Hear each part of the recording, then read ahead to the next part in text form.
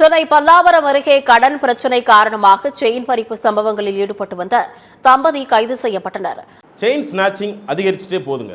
அது ஒரு பெட்டி கிரைம் கிடையாது. இப்போ புதுசாக வந்திருக்க சட்டம் பிஎன்எஸ் அதை கடுமையாக தண்டிக்குதுங்க.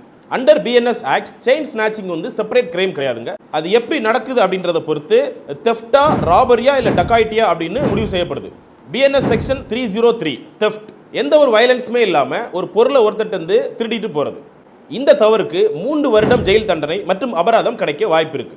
பிஎன்எஸ் செக்ஷன் 309 ராபரி, ஒரு தெஃப்ட் பண்ணும்போது ஃபோர்ஸ் யூஸ் பண்ணி அவங்கள பயப்படுத்துறதோ இல்லை காயப்படுத்த முயற்சி பண்ணுறதோ இல்லை கொலை செய்ய முயற்சி பண்ணுறதோ ராபரி அப்படின்னு சொல்லப்படுது.